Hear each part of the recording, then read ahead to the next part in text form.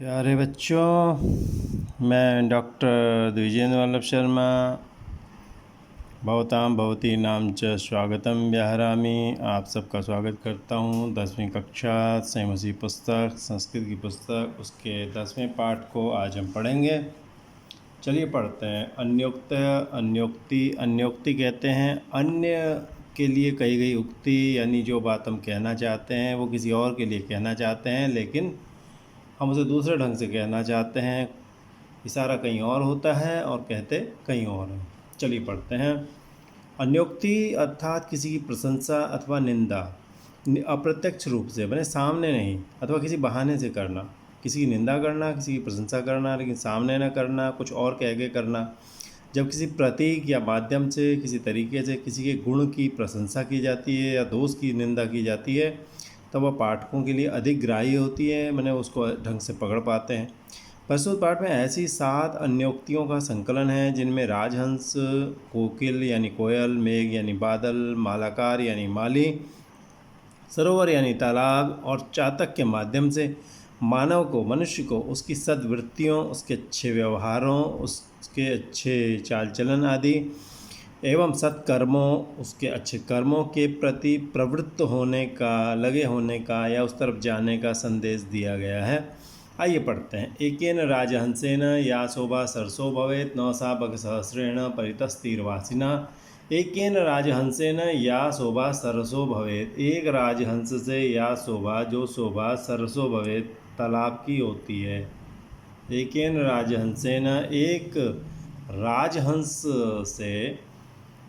देखिए, तालाब में एक राजहंस हो, एक हंस हो, और उसी तालाब में एक हंस न होकर के सैकड़ों बगुले हों, तो उन बगुलों से उस तालाब की जो शोभा होगी उससे ज़्यादा शोभा तब होगी जब उसमें अकेला एक राजहंस घूमता रहे, उसमें एक राजहंस तैरता रहे।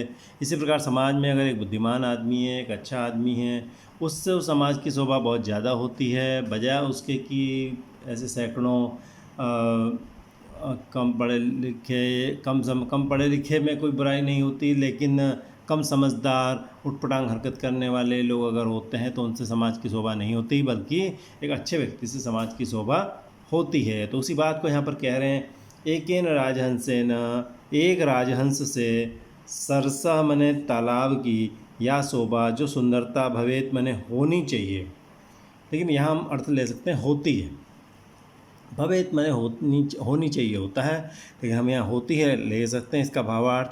तो एक राजहंस से जो शोभा तालाब की होती है, सा मने वह शोभा, सा शोभा वह शोभा, परितः चारों ओर, तीरवासिना तीर के किनारे रहने वाले, बक सहस्रेण, बक मने बगुला, उसके सहस्र मने हजारों संख्या के द्वारा, न मने नहीं हुआ करती। वो शोभा तट के किनारे रहने वाले, चारों तरफ तट के किनारे रहने वाले सैकड़ों बगुलों, हजारों बगुलों, सहस्र मने हजारों, बक मने बगुलों से न मने नहीं हुआ करती। इसलिए हमको राजहंस की तरह होना चाहिए, समझदार होना चाहिए, ताकि हमसे हमारे समाज की शोभा बढ़े। अगला प्रश्न, अगला जो श्लोक या पद्य वो देखते हैं। भुक्ता मृणाल पटली भवता निपीता, न्यम्बूनि यत्र नलिनानि निषेवितानि, रे राजहंस वदतस्य सरोवरस्य, कृत्येन केन भवितासि कृतोपकार। एक बात और कही जा रही है, जब हमारे प्रति कोई अच्छे काम करता है तो हमें उसका एहसानमंद होना चाहिए। किसी भी एक कार्य के लिए भी हमें ये नहीं सोचना चाहिए कि इसने अभी तो हमारा एक ही काम किया है, कल को कोई और भी काम करेगा, फिर और भी काम करेगा, तब हम इसके एहसानमंद होंगे। ये तो छोटी मोटी बात है। हर व्यक्ति के द्वारा, किसी के लिए भी कोई भी छोटा मोटा काम किया जाए तो हमें उसको मानना चाहिए।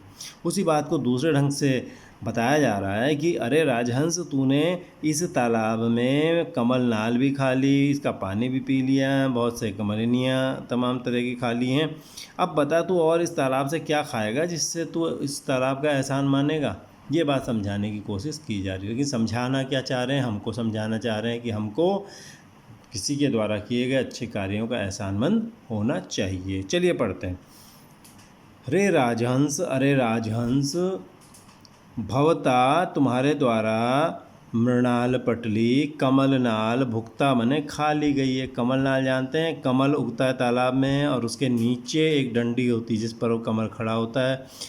वो डंडी जो होती है वो बहुत कोमल होती है, उसको आमतौर पे ये माना जाता है कि राजहंस खाता है।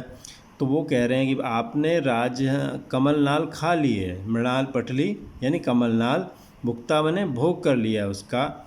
निपीतानी अम्बूनी, और अम्बूनी निपीतानी, पानी भी आपने पी लिया। न में छोटे ई की मात्रा है देखिए, और ई को यह हो गया, यण संधि है, तो निपीतानी अम्बूनी, आपने पानी भी पी लिया है। निपीतानी अम्बुनी, ठीक है, समझ रहे हैं। तो अम्बुनी ई को यह हो गया तो निपीतान अम्बुनी बन गया है, यण संधि कही जाती है, आपको पहले भी बताया था। अम्बुनी निपीतानी, पानी आपने पी लिया। भवता अम्बुनी निपीतानी, पानी भी आपने बहुत पी लिया राजहंस का। यत्र, जहाँ पर नलिनानि, वहाँ पर आपने नलिन, जहाँ आपने नलिन भी, कमलिनियाँ भी और तमाम तरह के कमल वगैरह वो सब निषेवितानि मने आपने उनका उपभोग कर लिया है। तो रे राजहंस, अरे राजहंस, वद बोलो, तस्य सरोवरस्य, उस तालाब के, केन कृत्येन, किस कार्य से, कृतोपकार भवितासी, तुम एहसानमंद होगे, उसके किस कार्य से, तस्य सरोवर से, उस तालाब के, केन कृत्येन, किस कार्य से, कृतोपकार भवितासी, कृतोपकार होगे। कृतोपकार मैंने एहसानमंद होगे। आया समझ में। वो कह रहे हैं अरे भाई तुमने इतना कुछ तालाब से ले लिया, अब और क्या चाहिए तुम्हें। तो हर व्यक्ति को ये ध्यान रखना चाहिए कि कोई भी एक व्यक्ति दूसरे व्यक्ति का कुछ हद तक ही भला कर सकता है, ये नहीं कि हम दूसरे पर ही आश्रित हो जाएं, यही हमें सब कुछ देगा और हम उसका एहसान भी न मानें।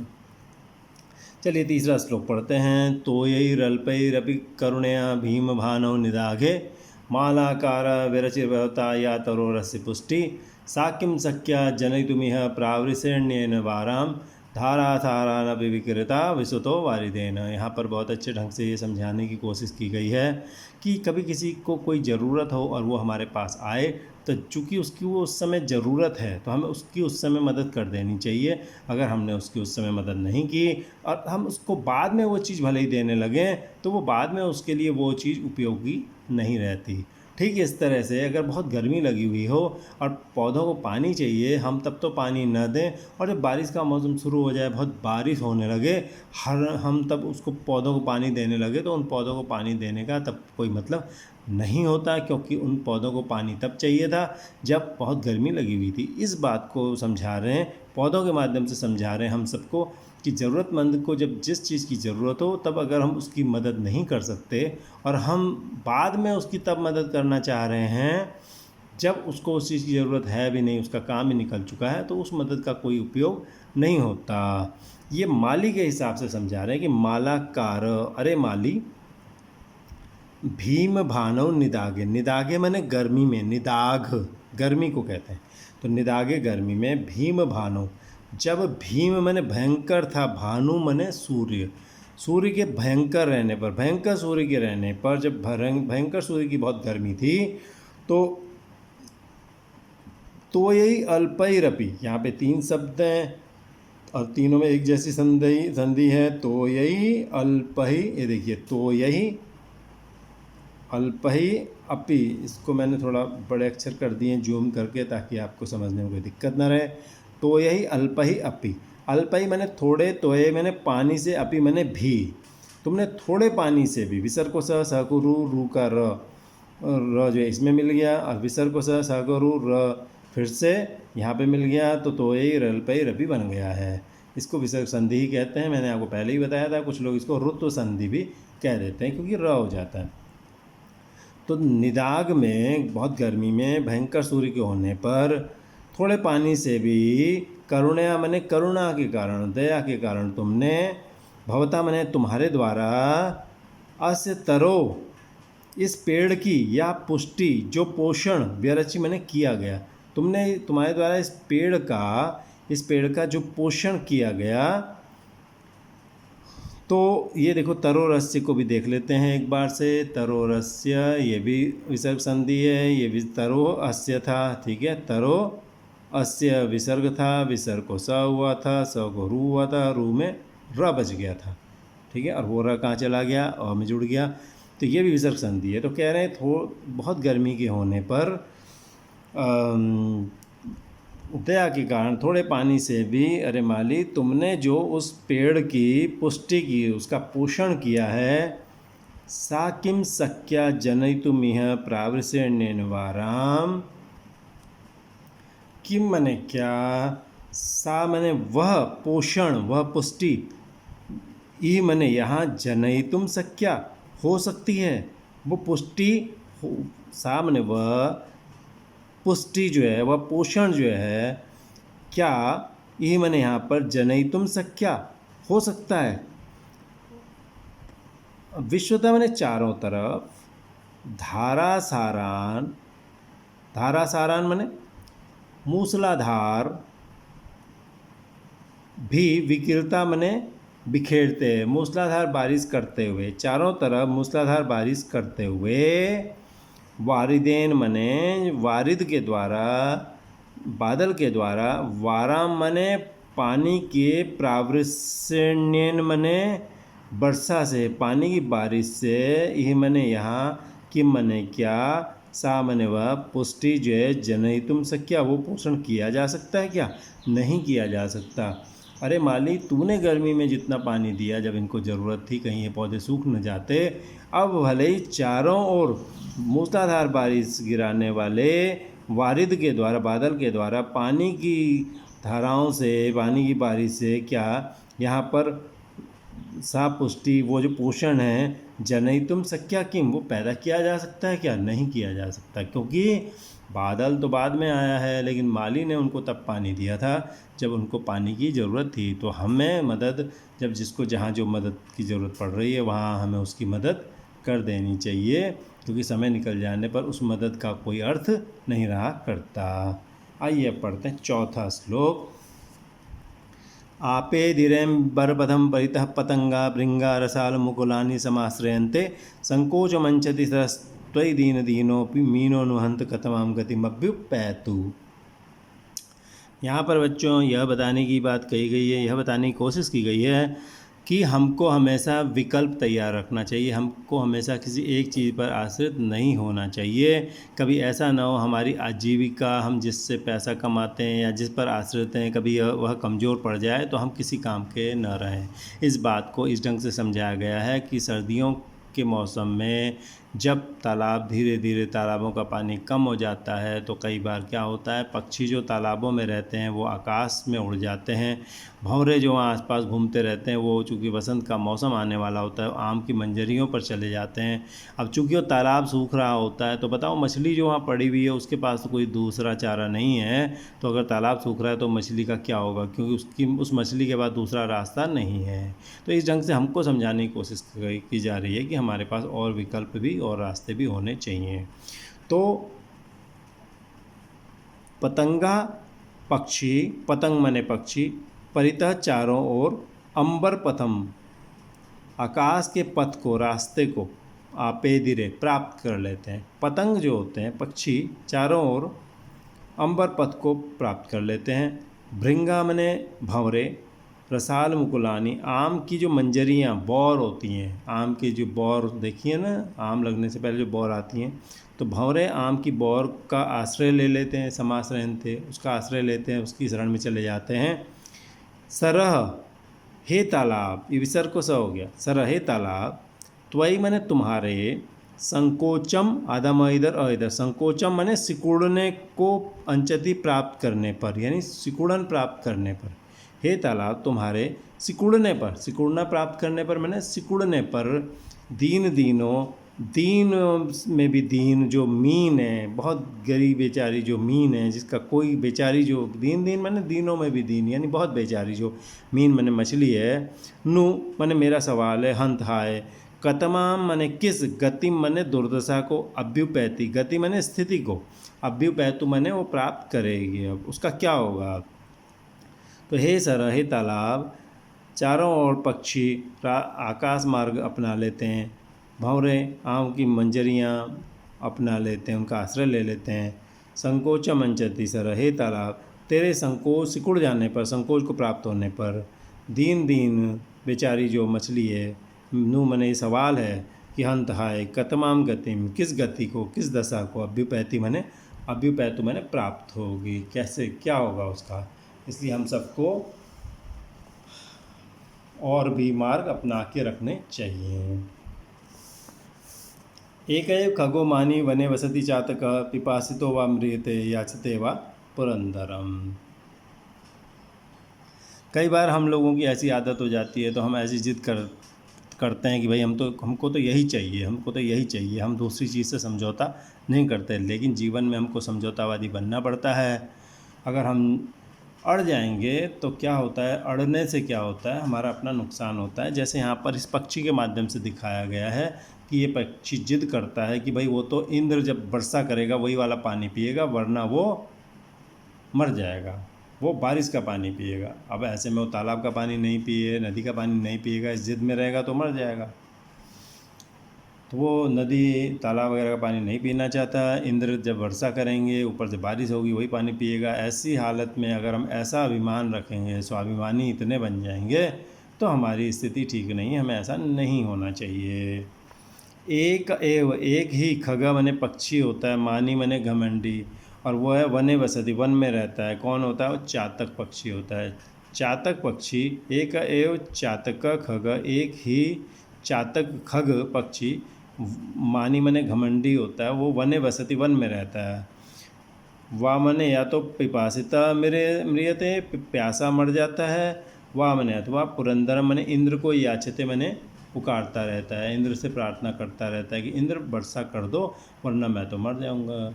तो इंद्र अगर वर्षा न करें तो मर जाएगा। तो ऐसी जिद किसी के लिए भी ठीक नहीं होती है, तो हमें अपनी जिद छोड़ देनी चाहिए। चलिए अगला श्लोक पढ़ते हैं। आश्वास्य पर्वतकुलम तपनोष्ण तप्तम उद्दाम दाव विदुराणि च काननानि नाना नदी नदशतानि च पूरयित्वा रिक्तोऽसि यज्जलदसैव तवोत्तमाश्री। ठीक है, यहाँ पर हमको ये कहा गया है कि भाई हम अगर समाज का काम करते हैं, सामाजिक कार्यकर्ता होते हैं, हम किसी के लिए कुछ भला करते हैं, तो हमें उस भला करने पर खुश होना चाहिए, क्योंकि उससे हमारी शान बढ़ती है। जैसे बादल होता है, बादल वर्षा लाता है और दुनिया भर की बारिश ला के वो क्या करता है, गर्मी से परेशान पहाड़ों को, जंगलों को, अनेक नदियों को, नदों को, नालों को, इन सबको भर देता है, उनकी प्यास बुझाता है, लोगों की प्यास बुझाता है, और उसके बाद वो खाली होकर चले जाता है। तो लोग उसको आशीर्वाद ही देते हैं। लोग कहते हैं भाई ये तो बहुत अच्छा बादल था। और अगर कोई बादल खाली आ जाए तो क्या होता है, उसको लोग कहते हैं अरे ये बादल तो ऐसा ही है। ऐसी प्रकार से अगर हमारे पास बहुत कुछ है और हम थोड़ा बहुत मदद लोगों की कर देते हैं, तो उससे हमारी शोभा बढ़ती है। वरना तो अगर हमारे पास कुछ हो भी और हम किसी को कुछ नहीं देना चाहते, तो उसका कोई लाभ किसी को नहीं मिल पाता। वो चाहे हमारे पास ज्ञान हो, चाहे हमारे पास कोई ताकत हो, चाहे हमारे पास कोई धन हो, हल्की फुल्की जितनी हमारी सामर्थ्य हो उतनी हमें किसी की मदद करनी चाहिए। इसी बात को इस ढंग से समझा रहे हैं कि जलद, हे बादल, तपनोष्ण तप्तम, आदम है इधर। तपन मने गर्मी से, उष्ण मने बहुत गर्म, तप्तम मने तपे हुए। तपन मने गर्मी से, उष्ण मने गर्म, और तप्तम मने तपे हुए। पर्वत कुलम मने पर्वत कुल को, आश्वास से मने आश्वस्त करके, आश्वस्त करना मने उस पर बरस करके, भरोसा दिला करके, यानी भरोसा दिलाने के बाद उस पर बरस करके, उस पर पानी बरसा कर। और उद्दाम मने प्रचंड भयंकर, दाव मने जंगल में लगी हुई आग, उससे विदुराणी मने खाली हो गए, जो काननानी मने जंगल, उनको भी आश्वास से मने उनको आश्वस्त करके, उनको उनके ऊपर पूरा बरस करके। च मने और, नाना मने अनेक, नदी मने नदियों, और नद मने नालों, उनकी शतानी मैंने सैकड़ों संख्या को, पूरयित्वा मैंने भर करके। यत रिक्त असी, जो तुम खाली हो गए हो, त को च को ज हो गया। पहले ये क्या हुई, स्तुत्व संधि, फिर जस्तु संधि हो गई। तो जो तो यहाँ पूर्व रूप संधि हो गई, यहाँ विसर्ग संधि हो गई। विसर्ग को स को रू को व मिल के ओ, और ओ में चला गया, पूर्व रूप हो गई। तो रिक्त हसी, जो तुम खाली हो गए हो, सैव, वही तुम्हारी सबसे उत्तम शोभा है। सैव मने सा एव, वह ही, सा मने वह, एव मने ही, वह ही तुम्हारी उत्तमा तुम्हारी उत्तमा, ये तो वृद्धि संधि थी। और ये तव उत्तमा तुम्हारी श्रेष्ठ, तुम्हारी श्रेष्ठ, श्री मने शोभा है। तुम्हारी शोभा इसी में है कि तुम पानी भर कर लाओ और उसको सब जगह बरसा दो।